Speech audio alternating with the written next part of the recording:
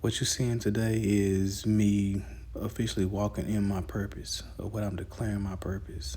Um, as of recently, I've been struggling with, deciding what my next path will be for me, not only for me, but for my family as well.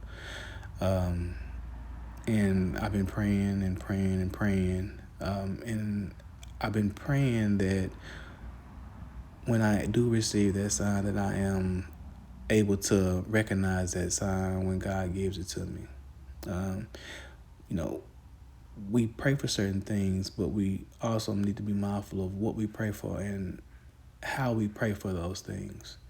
Um, so I was been praying to God, and I asked Him, to give me a sign of what my purpose should be.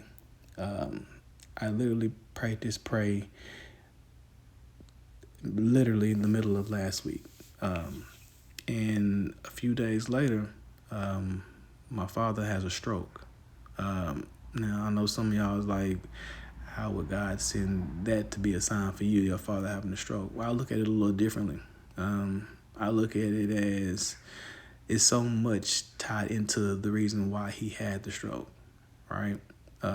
Strokes, have a lot to do with a lot of different things. But what I'm doing, tilling this ground right now, that's prepping the soil for me to plant some kind of fruit or vegetable. Something that's organic and natural, something that may have benefited my father to avoid him from having that stroke. But I'm saying all to say that I prayed a prayer, and my father had a stroke. And because of that stroke, I feel like everything is picture clear on what my next steps in my life for me and for my family will be. I am officially declaring that. So what you saw me doing previously in this video was me tilling the ground. I got that tiller from Home Depot. I rented it for like $60. They do it by the hour. I would definitely recommend getting the bigger one. I was trying to be cheap and didn't realize the difference that it makes. The bigger tiller, it is used for ground that has never been tilled. Although the grass in the backyard was very moist from some rains that just came through, that smaller tiller still got the job done, but it took more effort than I would have liked to have used. So if you are tilling the ground for the first time, you want to definitely probably get the bigger one. And that way, if you do have to till later on, that smaller one that I got will more than likely get the job done for ground that has already been tilled before. You also saw me raking over, actually opening up a bag of leaves that I stole from my neighbor. I didn't actually steal them from me, put on the curb, and I got to him before the city got to him. But those leaves are the leaves that fell in fall. When fall was just starting out, they had just been sitting in the plastic bag for a couple of months prior to me putting them down. But I took those as just some organic matter that I wanted to just layer the garden bed with. So I layered the garden bed with those dry leaves and spread them out. It happened to be an ant farm inside the bag. Once I finally did get everything out of it, they were crawling on me pretty bad, but I was able to knock them off and get back to it.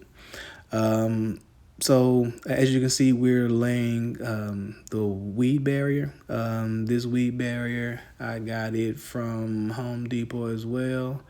And I believe I didn't pay over $10 for it. In this area that I till, it's like a 14x7 in-ground garden bed that I did. Also, the clips to hold the weed barrier in place. I think those were maybe $12 for 2 bags. And I think each bag came with like 25 clips. Can't really recall, but Everything was pretty reasonable. In all, I spent under $100 on renting the equipment and getting the material that you see us layering on the garden bed right now. I do have an idea of what I would like to put in the ground once I've allowed the weed barrier to lay over this garden bed and the last winter frost to take place, which is typically sometime early March here in the area that I'm in. Kale for sure. I have actually a kale plant that's in a tote that's behind me.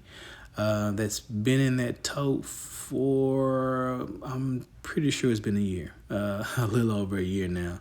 And it keeps continuously growing new leaves. And it's actually gotten a lot bigger. I'll try to get a video of it. You may see it at the end of this video. You'll probably see it at the end of this video. But as you can see, we just about finished laying the weed barrier on the bed. And as you can see, this is the finished product from laying that weed barrier down. I definitely recommend anything that you do. If you can get any helping hands, that does help. Me, I'm somebody who likes to do it all myself, but I learned today. Thank y'all for letting me share with you. Like, share, and subscribe, and be purposeful.